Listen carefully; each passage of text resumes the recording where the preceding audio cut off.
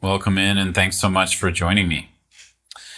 Today, I'd like to talk a bit about something I reflect on often, and I see as, I guess, a type of issue meditators run into out there, especially those who are interested in pursuing more understanding and practice of a traditional Buddhist lineage. And my thoughts on this basically relate to kind of a question that I guess is maybe sometimes an assumption on our parts, which is that meditation is the most important part of a Dharma practice.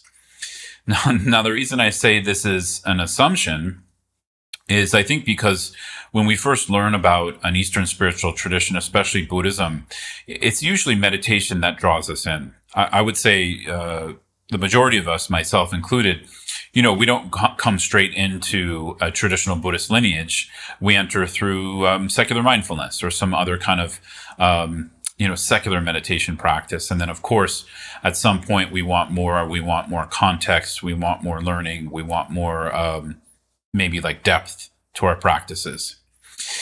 So what I often see is because we've come in through that lens, we sometimes have an unconscious assumption that meditation is the most important thing. And I guess this is kind of arguable. I'm not making the case that it's not. I just want to share some alternative perspectives. So we might not only ask sort of more open questions in our own practice, but also see where we can balance our Dharma practice, fitting in a bit more some really helpful components from the traditional Buddhist path. So here, there's a framework for this that we see in Tibetan Buddhism. Probably it exists in other traditions of Mahayana Buddhism as well. And this is a system of what we call the three wheels. The three wheels are learning the Dharma, reflecting on what we've learned, and meditating on it, what we've sort of enhanced or brought a more deeper experience of through reflection. We then bring that into meditation. So as it's implied in the title of them, the three wheels, it's something that we turn, it's something that we have to take action on. They're also something that moves us, because you can put a wheel obviously on a bike, a car, a wagon, and go somewhere. So there's an implication here that if we want to have a holistic Dharma practice, if we want a Dharma practice that's more complete, and it's going to really bring us to our own awakened nature, we need to have some component of learning, reflection, and meditation. And, I usually advocate to my mentees and those I teach that we have some kind of component of those kind of, or a balance of those happening daily, right? Another thing here is the word practice, because often we associate the word practice with meditation, when actually learning is also a type of practice. Learning the Dharma, listening to the Dharma, and reflecting on the Dharma is definitely a practice. So when we say practice and really approach Dharma practice through these three wheels, it really opens up and expands how we interact with the Dharma, the Buddha Dharma, and how we integrate it into our lives. So learning is, or listening to the Dharma, it's really the act of taking in information and being receptive to that information. So traditionally, we might listen to a Dharma talk from a teacher live, or interact with a sutra of the Buddha, or a shastra, which is a commentary on different teachings of the Buddha. And we have just an endless amount of these. Maybe not endless, but a lot. More than any one person can study in a lifetime. So therefore, at least in the Tibetan Buddhist lineages, they create systems for learning these things because it's so vast and there's so much to learn. We might not know what to listen to or learn in the Dharma. And so there's systems, there's structures, there's paths for even the practice of learning. So I just want to encourage some of you out there, if you tend to just sort of buy random Dharma books, that's great. But sometimes then our learning can sort of be a little jumbled. So what I usually advocate for at some point is that we connect with a teacher, a mentor, and or some kind of course or program that can give us more feedback on what a structured course of learning might look like. And this can be more fulfilling in certain ways because we actually build an understanding gradually.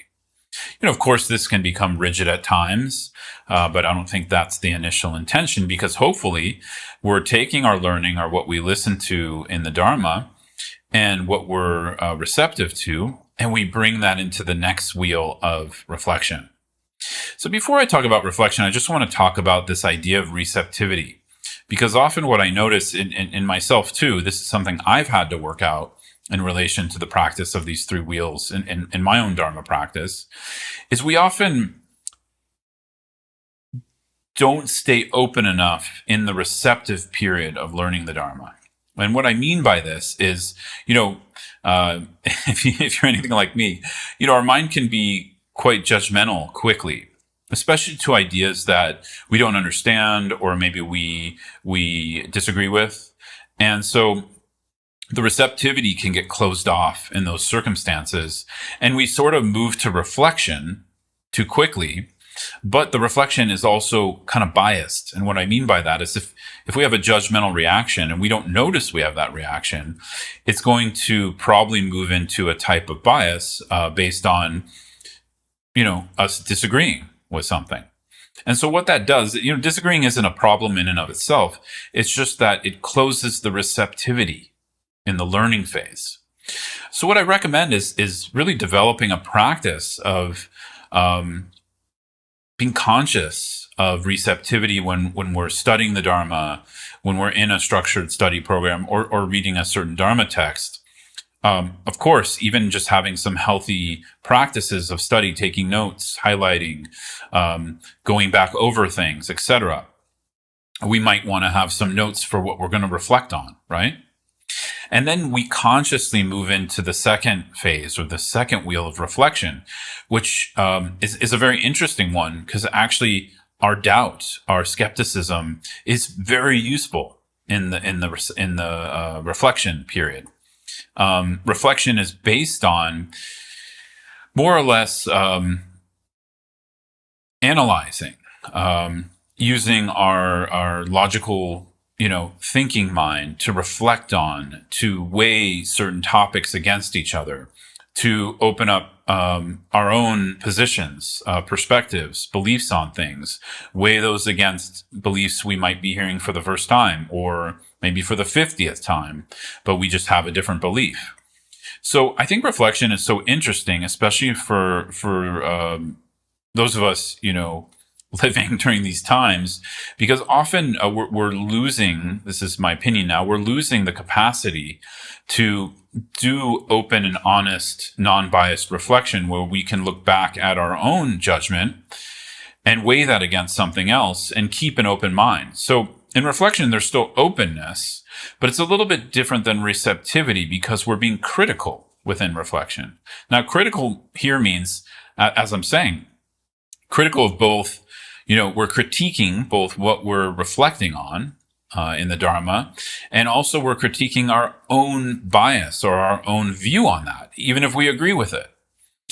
So this becomes very helpful because it kind of becomes a form of inner debate, where we're growing our capacity to understand what we're open to or receptive to in the learning phase, and we're deepening it against the real world, against our real world beliefs, as well as deepening our understanding, right? Trying to grapple with something, trying to understand something. So to me, when I'm doing this, it often looks like a form of internal churning, right?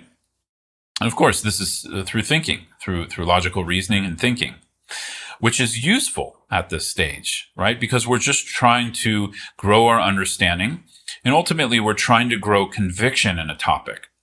But in my opinion or perspective, if we don't open up all sides of it, how are we going to grow a really stable conviction in the Dharma?